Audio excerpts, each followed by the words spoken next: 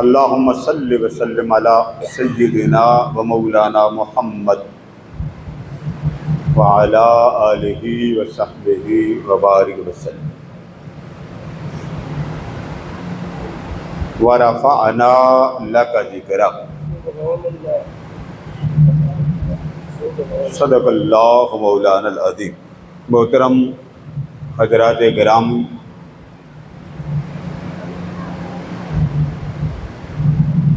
آج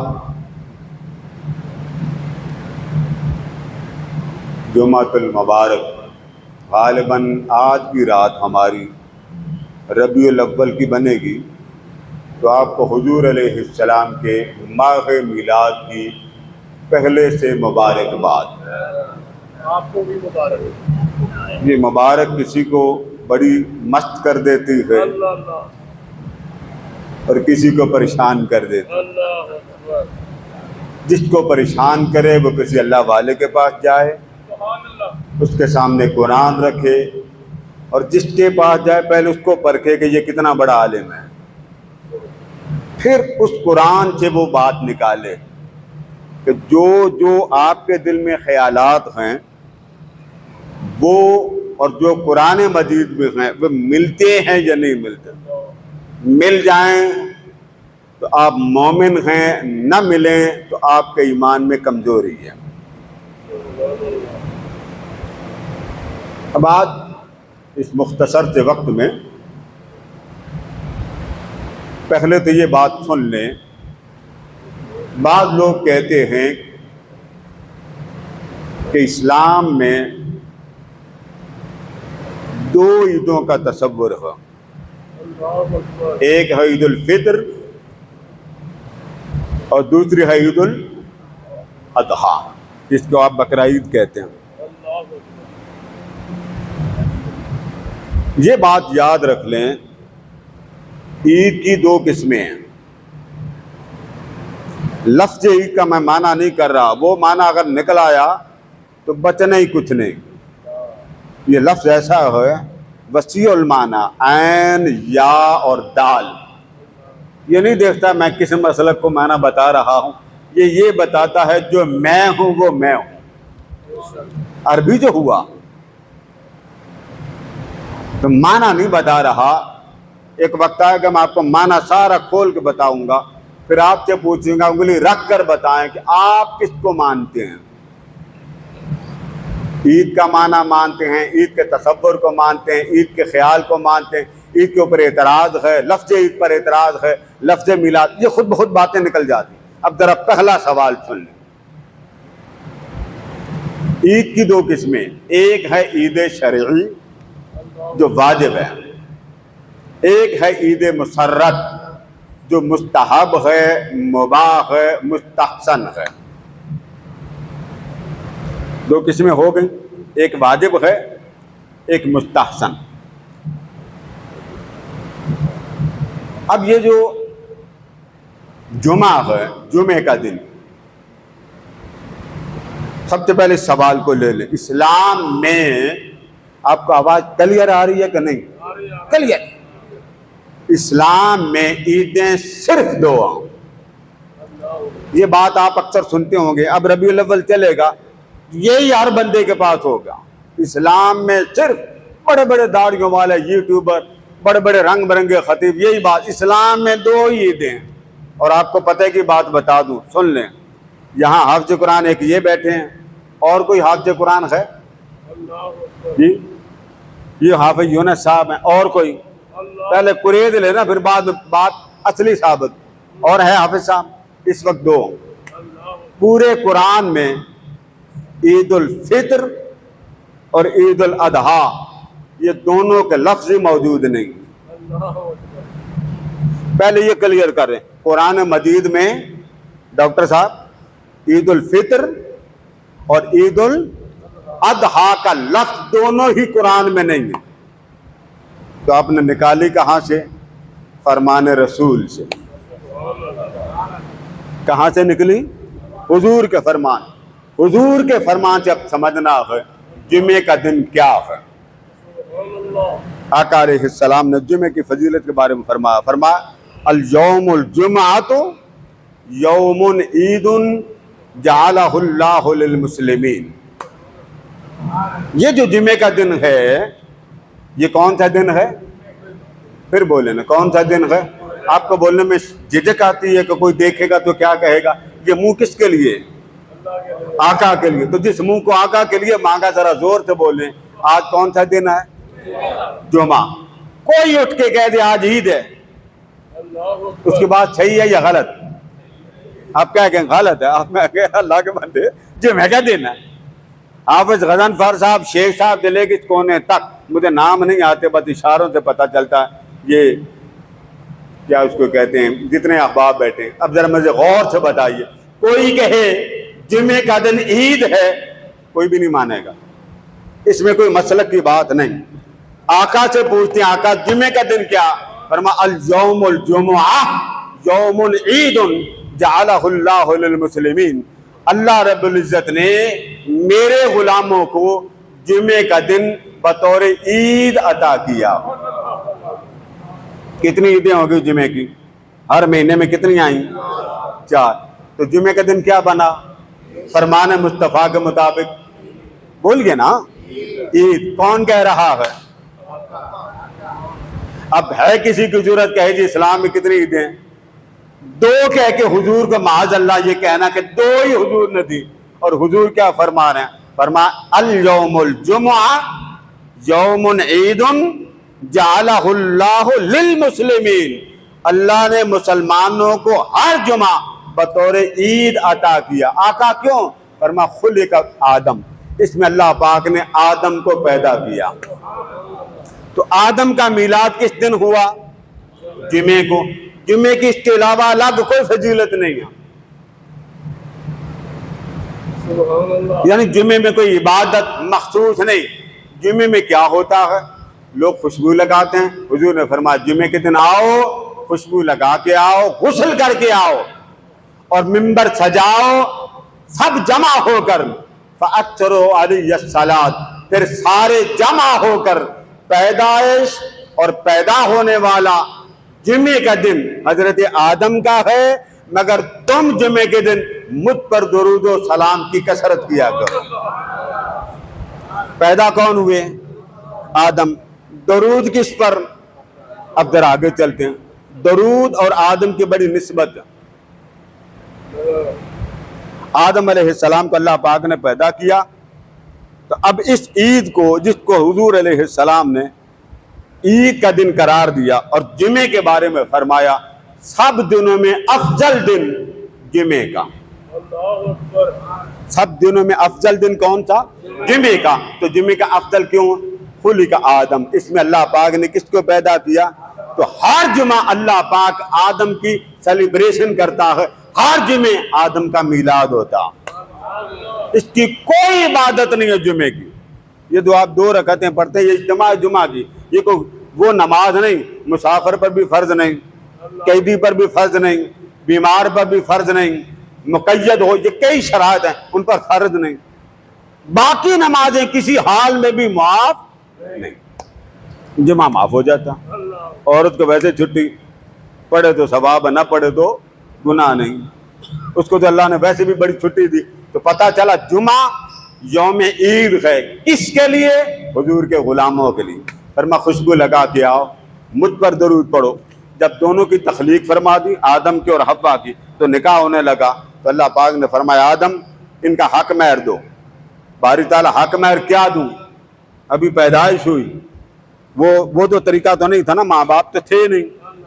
تو اللہ پاک نے فرمایا اے آدم آپ اور حضرت حوا مل کر میرے مصطفیٰ پر 20 بار درود و سلام پڑھ دیں. درود و سلام کتنی بار؟ 20 بار. یہ تمہارا حق مہر ہوگا.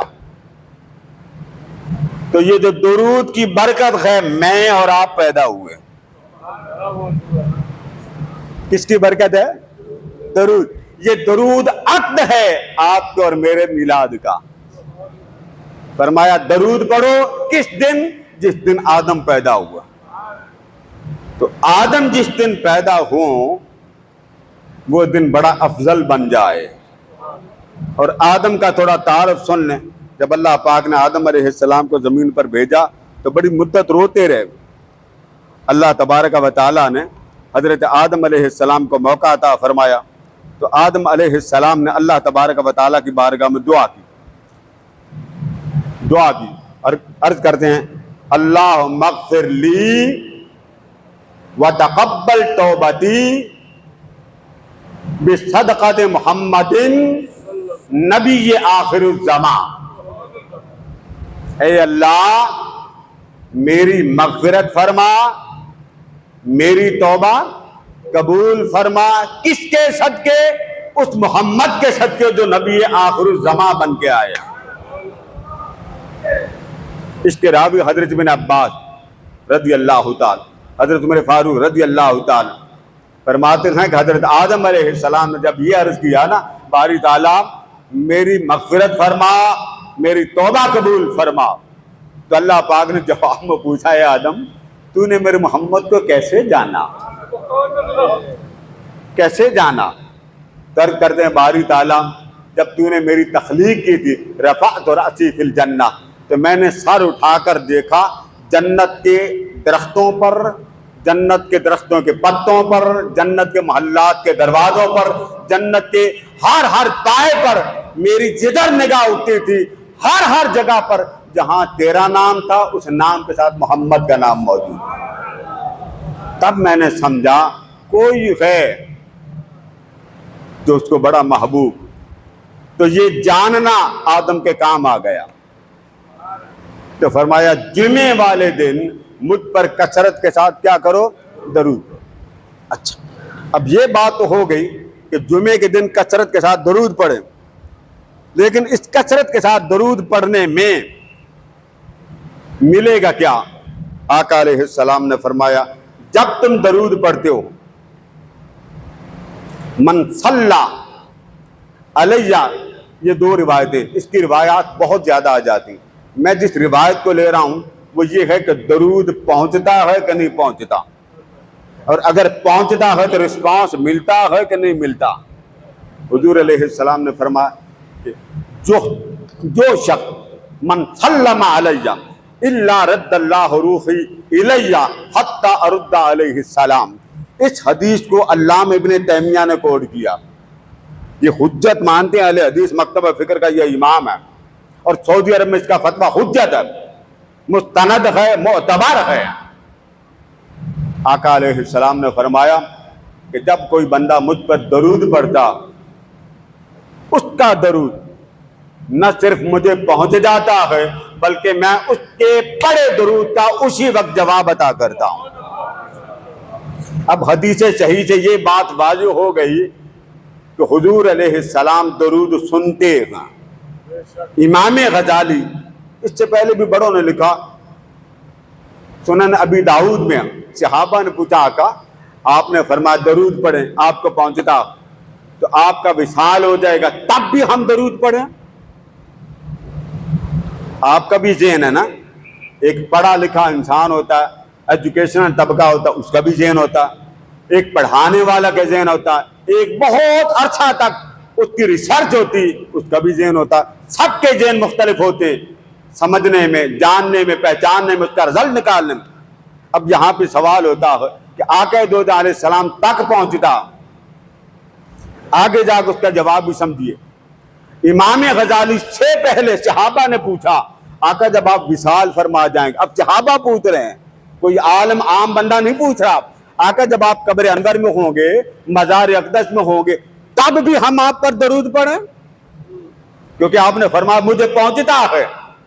اور جواب میں کیا فرمایا؟ الا رد اللہ الیہ روحی، اللہ پاک نے میری روح مجھے واپس کر دی ہے کہ قیامت تک، جب تک قیامت قائم نہیں ہوتی محبوب جو جو تجھ پر درود و سلام پڑھتا جائے اس پر تو جواب دیتا چلا جا. اب یہ قیامت کا جواب صحابی پوچھ رہے ہیں. سنن ابی داؤد آقا علیہ السلام سے پوچھا گیا آقا اگر آپ وفات پا جائیں، وصال، روایتیں دو، ایک میں ہے آقا آپ کی ہڈیاں وہ مٹی میں مل جائیں، ایک میں آقا آپ کا جسم اقدس مٹی ہو جائے گا. اب یہ بات صحابہ کر رہے ہیں، ان کو تو پتا ہو، کوئی بتائے تو پتا ہو نا، ان کی بے ادبی تو نہیں کہہ سکتے. انہوں نے جب پوچھا تو آقا نے جواب دیا، فرمایا ان اللہ تعالی حرم علی الارض ان تأکل اجساد الانبیاء، فرمایا مٹی کا یہ خاصاک ہے وہ جسموں کو کھا جاتی ہے، یہ مٹی کا کمال ہے، کوئی ڈیڈ باڈی آپ قبر میں رکھ دیں مٹی کھا جاتی ہے، مگر اللہ نے اپنی زمین کو حکم دے رکھا ہے، اے زمین جب میرے نبیوں کا جسم تیرے اندر آئے خبردار ان کو تکلیف نہ دینا، تو بھی مخلوق ہے وہ بھی مخلوق، مگر اس جیسا روئے زمین پر کوئی ہوا ہی نہیں، تو فرمایا میرا جسم نہیں کھائے گی۔ امام غزالی اس پر باب لکھا احیاء العلوم میں، آپ فرماتا ہوں بڑے بڑے لوگوں نے لکھا، کئی اولیاء عرفاء صلحاء، اب وقت نہیں تو ان کے نام بتاتا ہے، روز بہان رحمت اللہ تعالی علیہ، امام جلال الدین سیوطی رحمت اللہ، بڑے بڑے اولیاء اور عرفاء سے گزرے، اور آپ کے اپنے ملک میں ایک نوجوان اب بھی موجود ہے، بڑے ہیں، ایک نہیں، ایک کے بارے میں آیا کہ وہ 1 کروڑ بار درود پڑھتا، اس کے بارے میں واقعہ اور آتا ہے، اس نے سنا کہ حضرت محی الدین ابن عربی ان کے زمانے میں ایک لوہار تھا، لوہار، اس کا کام کیا تھا کہ اس کے پاس کوئی جاتا نا درانتی تیز کرنے کے لیے، کہیں چیز تیز کرنے کے لیے، تو اس کو کہتے کہ یہ تیز کر دیں، نام اس کا کوئی اور تھا، تو وہ پکڑتے ہوئے کہتا تھا اللہم صلی علی، وہ جب بھی کوئی آلہ پکڑتا تو اللہم صلی علی، اس کا نام ہی اللہم صلی علی پڑ گیا۔ یہ امام محی الدین ابن عربی حضور سیدنا غوث اعظم کے زمانے کے بعد آیا، آپ بیان کرتے ہیں اس کا حال یہ بن گیا، یہ واقعہ ایک آپ کے ملک کے نوجوان نے سنا، اس نے کہا میں بھی وہ لوہار بننا چاہتا ہوں، اور پتہ نہیں کتنے ارب وہ درود پڑھ چکا ہے، اور حضور کے کرم کی انتہا ہے۔ کئی لوگ ہیں، کئی لوگ مجھے بھی ملے، کئیوں کی میں نے زیارت کی کہ حضور اکرم صلی اللہ علیہ وسلم پر کثرت کے ساتھ درود پڑھتے ہیں، حضور کی کرم نوازیاں ملتی۔ شیخ عبد الکریم رضی اللہ تعالیٰ بہت بڑے محدث گزرے، وہ کہتے ہیں زیادہ نفل نہ پڑھا کرو، یہ ہمارے ہاں نفل کہتے ہیں، نفل پڑھ کر بھی مشکوک رہتے ہیں۔ آپ جو نماز پڑھ کے جاتے ہیں، ہے کسی کو خبر کہ وہ قبول ہے کہ نہیں؟ وہ کہتے ہیں نماز پڑھ لو، فرض ادا کر لو، باقی نفلوں پر اتنا زور نہ لگاؤ۔ ان سے پوچھا گیا پھر کیا کریں؟ فرماتے وہ کام کرو جو مقبول ہے، قبول ہو جائے۔ آقا آپ بتا دیں، تو شیخ عبد الکریم بڑے محدث تھے، عارف تھے، فرماتے ہیں اگر اپنا عمل ایسا کرنا چاہتے ہو کہ جب کرو قبول ہے، تو ایک عمل کرو، کثرت کے ساتھ حضور کی ذات پر درود و سلام پڑھا کرو، وہ کسی حال میں بھی رد ہوتا ہی نہیں، قبول ہی قبول۔ اور آقا دو جہاں علیہ السلام فرماتے کیا ہیں؟ وہ درود پڑھے تو میں اس کے درود کا جواب بھی دیتا ہوں۔ احادیث صحیحہ سے معلوم ہوا حضور کا جواب تب بھی تھا، اور حضور کا جواب حضور نے منع نہیں کیا کہ میں اس وقت دے سکتا، اب نہیں، فرما حتی ارد علیہ السلام، ادھر وہ سلام کہے، ادھر میں جواب دیتا ہوں۔ اب آخری بات کر کے بات ختم کرتا ہوں۔ آقا نے فرمایا اللہ نے میرے اوپر ایک فرشتہ مقرر کر رکھا ہے قبر پہ، وہ درود پیش کرتا۔ بعض لوگ بڑے سیانے ہوتے ہیں، عقل کے کورے ہوتے ہیں، وہ کہتے ہیں دیکھیں جی اگر حضور تک پہنچا تو یہ کیوں مقرر کر رکھا ہے؟ ٹھیک ہے، اللہ عالم الغیب ہے کہ نہیں؟ ذرا اونچا بولے، سارا کچھ جانتا، پکی بات ہے۔ ہر مجلس کے بعد ذکر والوں میں جو فرشتے بیٹھے ہوتے ہیں وہ کیوں آتے ہیں؟ ان کے پاس رجسٹر ہوتے ہیں، کاغذ قلم ہوتے ہیں، وہ فری ہو کے اوپر جاتے ہیں، اللہ ان سے پوچھتا ہے کتوں آئے ہو؟ وہاں ایک فرشتہ ایک بندے کے پیچھے وہ درود پڑھے تو حضور کے بارگاہ میں وہ پیش کرتا، اور آپ کے ساتھ تو فرشتوں کی اتنی لائنیں، پہلے تو یہ گن لینا یہ کتنے، اس کے بعد یہ ہونٹ کے درمیان 2 فرشتے، اس کے بعد فجر کے وقت کے فرشتے الگ، مغرب کے نماز کے فرشتے الگ، وہ سارے مل ملا کے رپورٹ اللہ کو دیتے ہیں۔ وہاں تو ایک فرشتہ حضور کو جا کے درود کی رپورٹ دیتا۔ آقا فرماتے میرا غلام جب درود پڑھتا معاً اس کے ایک لمحے کے بعد وہی درود میرے پاس پیش کر دیا جاتا۔ پڑھتا بھی آپ ای میل جی میل چل پڑی، آقا کی ای میل ساری کائنات میں سب سے پہلے چلی، فرمایا ادھر وہ پڑھتا ہے، ادھر ہم تک درود پہنچ جاتا، پھر میں اس کو محفوظ کر لیتا ہوں۔ امتی اب گھبرانا دا، قیامت کے دن تیرا ہاتھ میرے ہاتھ میں ہوگا، میں تجھے جنت میں لے جاؤں گا۔ اللہ پاک محبوب پر درود کی توفیق عطا فرمائے۔ وما علینا الا